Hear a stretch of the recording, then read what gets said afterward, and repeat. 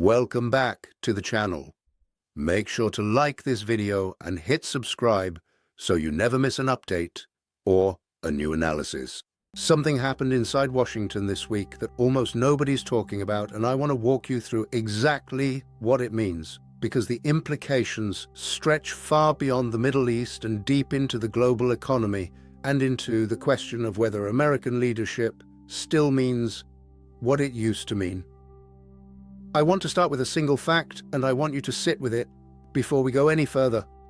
Pentagon officials briefed members of Congress in a classified session, and according to multiple sources who were present in that room, those officials acknowledged that no intelligence existed showing Iran was planning to strike American forces. First, read that again, slowly. Not that the threat was overstated. Not that the intelligence was ambiguous. No, the officials themselves said no intelligence supported the claim of an imminent Iranian attack against American personnel. And here is what makes this extraordinary. It did not take months to surface, the way it did after Iraq in 2003. It did not take a Senate investigation or a decade of declassified documents. It happened within 24 hours of the strikes being launched, while American military assets were still conducting operations. I have spent years studying how institutions behave under pressure, how incentive structures shape decisions, and how the gap between public justification and private acknowledgement creates systemic damage that compounds long after the headlines disappear. And I want to tell you clearly that what I'm observing right now is one of the most structurally significant credibility fractures I have seen in decades of this work. Let me take you through the exact sequence, because the timing is not a detail. It is the entire story. On Saturday, the strikes were announced publicly. The justification given to the American people was that Iran represented an imminent threat, that the regime was developing missiles capable of reaching American territory soon, and that American forces were at risk of being struck first. That same day, American officials speaking to journalists confirmed that the decision to strike was driven in part by indicators that Iran might move against US forces preemptively. 24 hours later, in a 90-minute classified session on Capitol Hill, Pentagon representatives told a very different story. They described Iranian ballistic missiles and proxy forces as representing general threats to American interests in the region, but presented zero intelligence indicating Iran was preparing an imminent strike against American forces. The vice chair of the Senate Intelligence Committee said publicly afterward that he had seen nothing suggesting Iran was on the verge of launching any kind of preemptive action. And a senator from New Jersey put it perhaps most precisely when he said this looked like a president deciding what he wanted to do, and then asking his administration to find whatever argument could justify it.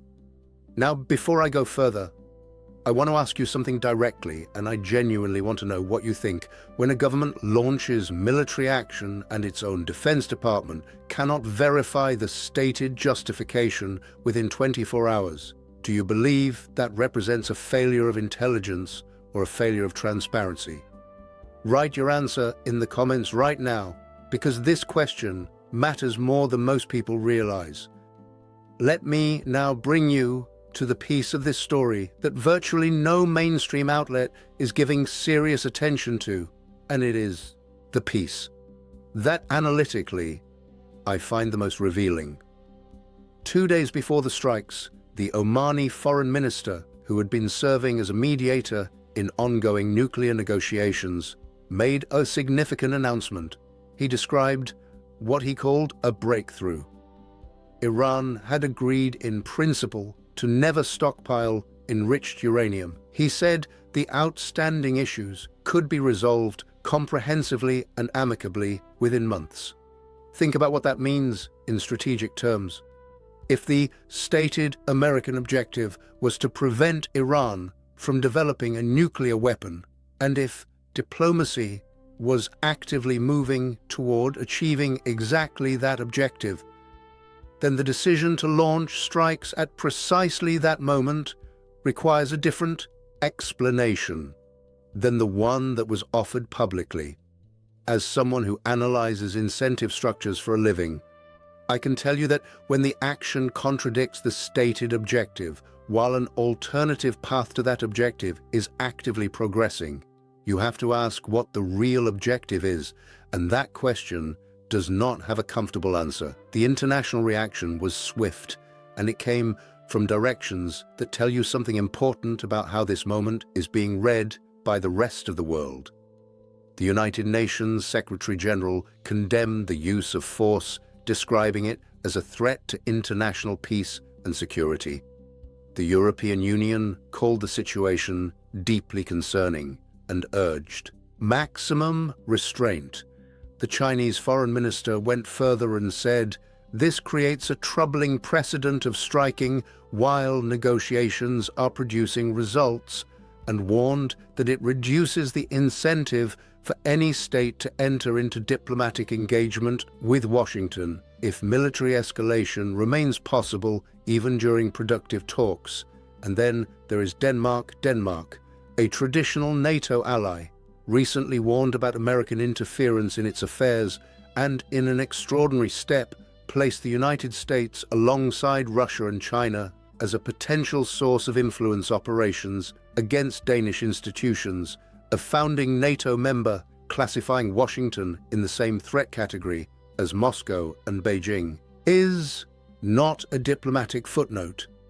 It is a structural signal about how the architecture of Western alliance is being perceived from inside that alliance. I want to pause here and ask you a second question, because I think your perspective on this matters. Do you believe the strikes against Iran were justified based on what, write your honest view in the comments. I am genuinely interested in what people watching this are thinking. Now, let me bring you to the economic dimension, because this is where the consequences become measurable and durable in ways that will affect your finances, your investments, and the broader global system you operate inside. Markets were already pricing in a recession probability for the American economy somewhere between 30 and 42%. For this year, American federal deficits were already projected to exceed $2 trillion in 2026 before any additional military expenditure was factored in. But the deeper economic damage is not in the budget numbers. It is in something more structural and harder to quantify, but very real. The global trading and financial system runs on a foundation of diplomatic predictability.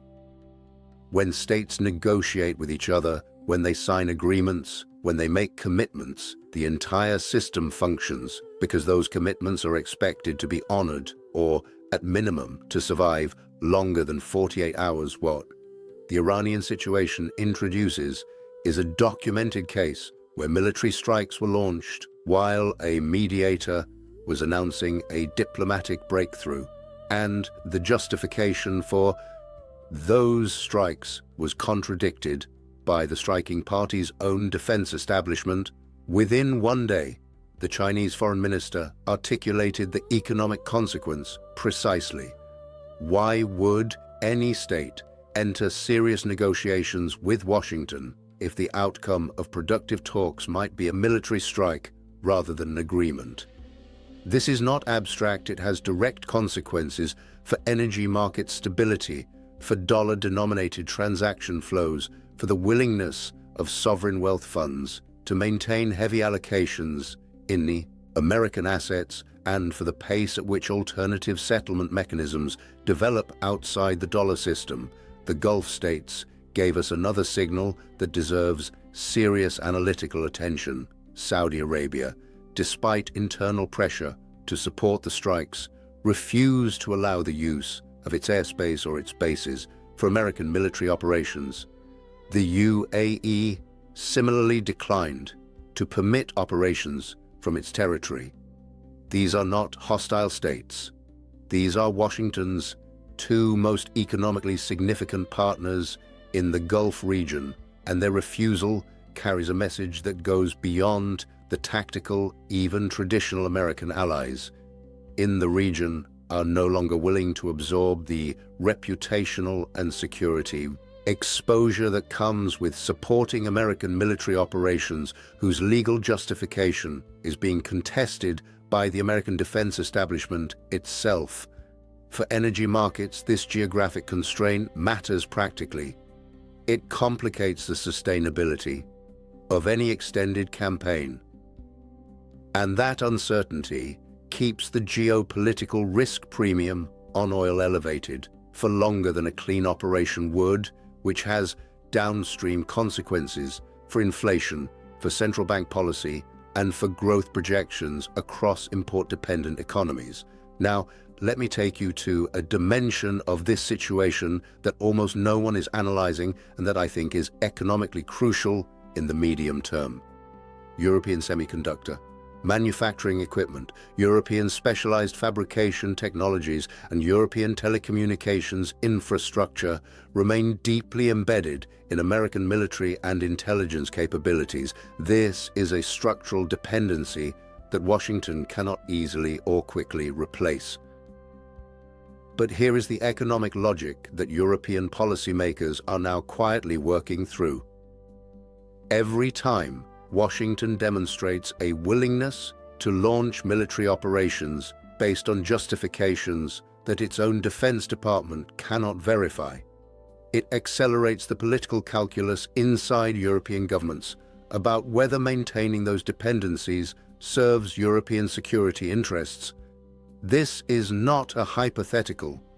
It is a variable that is actively entering the long-term planning of European defense and technology ministries, and every credibility crisis of this kind accelerates the conversation about European strategic autonomy with direct consequences for transatlantic investment flows, technology partnerships, and the architecture of Western economic interdependence.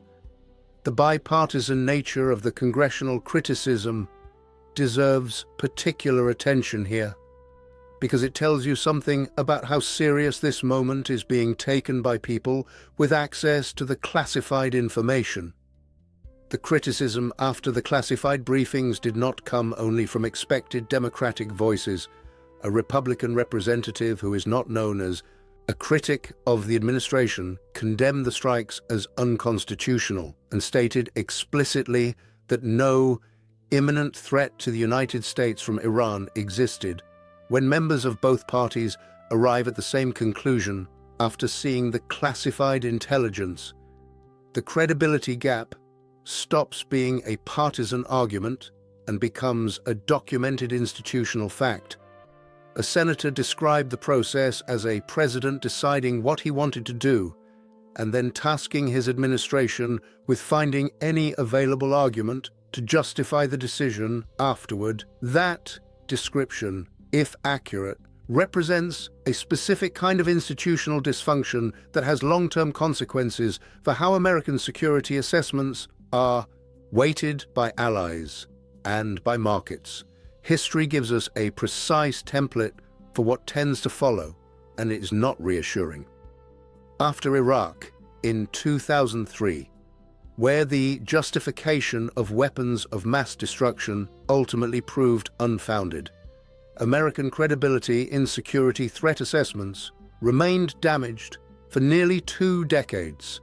European allies became systematically more skeptical of American threat analysis. Intelligence sharing required additional verification layers. The institutional damage compounded far longer than the military operation itself lasted, but the Iranian situation differs from Iraq in one analytically critical way. In Iraq, the intelligence failure took months to fully document. Here the contradiction was acknowledged in classified briefings while the strikes were still being conducted. The damage is therefore not a retrospective finding. It is a simultaneous one, and that makes it structurally more severe because it cannot be attributed to honest intelligence error. It is concurrent with the action itself. The strategic picture is also more complex than Iraq by significant measures.